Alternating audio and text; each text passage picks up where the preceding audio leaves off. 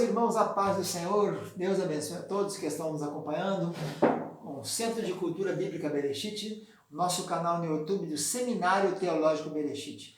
Esse Centro de Cultura Bíblica Bereshit, cujo símbolo é essa menorá, escrito aqui no hebraico Yerushalayim, ele é mantenedor do Seminário Tabernáculo, que é uma instituição religiosa, denominação, fundada aqui em Lajinha, Minas, desde 1968, portanto, com 52 anos, há mais de 80, quase 90 igrejas espalhadas pelo Brasil.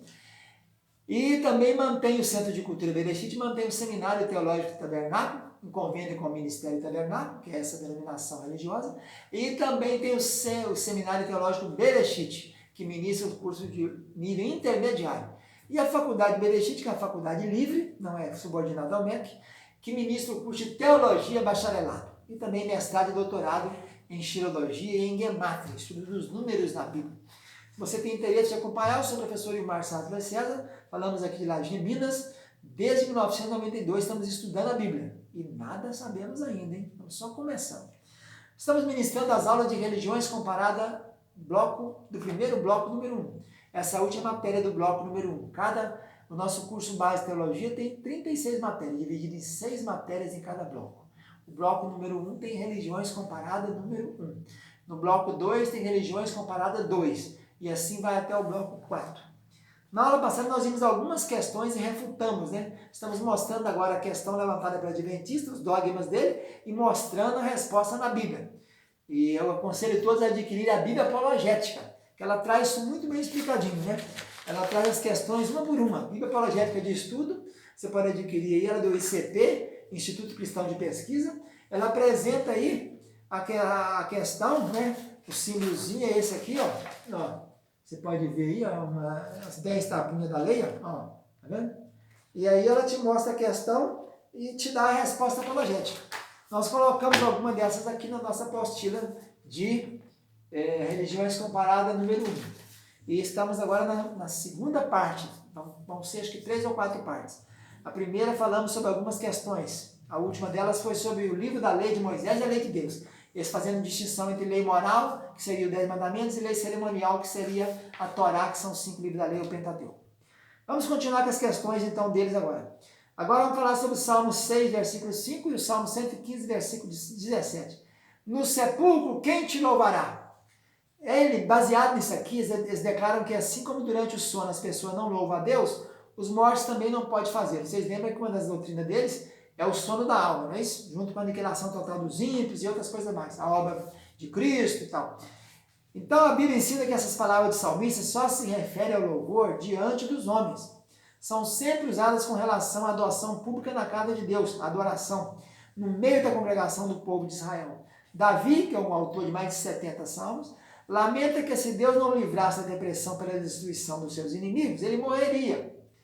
Então, uma vez no Sheol, né, aí entra Sheol e Hades, né, no grego Hades, no hebraico Sheol, que era o local onde ficavam os mortos no Velho Testamento, tanto os salvos como os não salvos, isso mudou depois da ressurreição de Jesus, né, depois da morte de Jesus, que ele levou cativo o cativeiro, levou para as alturas. A palavra ali, uma vez no Sheol, ele não poderia louvar, dar graças, Yadá no Senhor, Yadá é a palavra hebraica. Essa palavra, em suas várias formas, é encontrada 103 vezes no Antigo Testamento. Sem qualquer exceção, é sempre usada para adoração pública congregacional. Então o salmista está afirmando que uma vez morto não haveria oportunidade para dar testemunho público no meio da congregação. Ele está falando isso, né? Que depois que você morre, como é que vai se louvar se você está morto, né? Outra coisa agora, Salmo 16, 11. Na tua presença há abundância de alegrias. Baseado nesse salmo, o Adventista diz: declara que ao morrer o ser humano está dormindo inconsciente na sepultura. É a mesma coisa, ouvindo do sono da morte, né? A Bíblia declara que os redimidos no céu estão experimentando a fartura da alegria. O que fica inconsciente na sepultura é o corpo, esperando o arrebatamento da igreja, que os mortos em Cristo ressuscitarão primeiro. Depois nós, os vivos e vivificados, seremos transformados, né? Então não é a alma, não. Quem está paralisado é o corpo, né? Que vai putrefazer-se e vai depois ser um novo corpo incorruptível. A alma não. Salmo 19, 7. A lei do Senhor é perfeita. Nesse versículo eles declaram que a lei é perfeita, é o decálogo. E que por isso não pode ser mudada. Tudo para defender o sábio, né? A resposta apologética é a seguinte: a palavra lei tem um significado abrangente. o escritor, o rei Davi, tinha a obrigação de ter ao lado do trono uma cópia da lei. Toda vez que fosse eleito o rei, a ordem, desde o tempo de Samuel para Saul, era isso, tem uma cópia do livro da lei, que é o Pentateuco, né? Portanto, não se tratava, pois, de 2 tábuas de pedra, não era o decálogo que estava ali. Quando fala aqui, o próprio Jesus disse, né, para aquele caso do Lázaro e o próprio, né, a parábola do rico e do Lázaro lá, né? Abraão, manda que ele vá lá avisar que você tem a lei e os profetas, ouçam. No caso ali, quer dizer, tem a Torá, tem o Pentateuco e tem os profetas anteriores e posteriores. Em outro local ele cita também os Salmos, quer dizer, os escritos. Então está composta a Bíblia judaica. Torá, Neviim, Ketuvim. Lei, profetas anteriores e posteriores e escritos. Próxima, Salmo 40, versículo 7. No rolo do livro de mim está escrito. O Adventista declara que a lei perfeita é o decálogo e por isso não pode ser mudado. Afirma que o texto que foi falado aqui se aplica profeticamente a Jesus e deduz que como Jesus guardou a lei, os 10 mandamentos, nós também precisamos guardá-las. Né?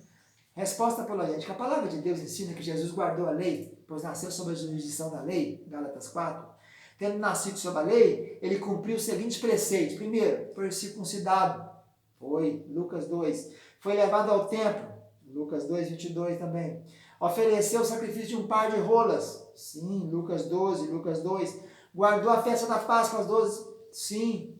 A partir de 12 anos, tornou um rapaz chamado Bar Mitzvah. Foi lá e fez o Bar Mitzvah, Lucas 2 e Lucas 23. Guardou o sábado, sim. Na cruz terminou a vigência das coisas prescritas na lei. A cruz encerra a lei, entre as quais o guarda do sábado. Ele veio cumprir a lei e cumpriu a lei mesmo. Então, se ele cumpriu, não tem mais lei. Só para judeu. Nós, cristãos, não.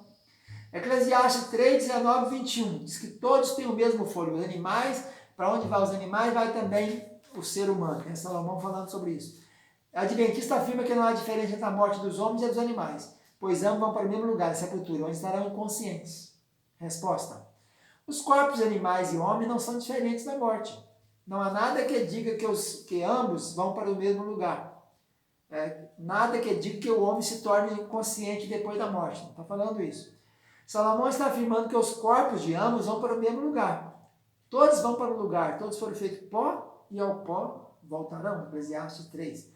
O versículo 21 de Eclesiastes menciona a parte do homem que sobrevive à morte.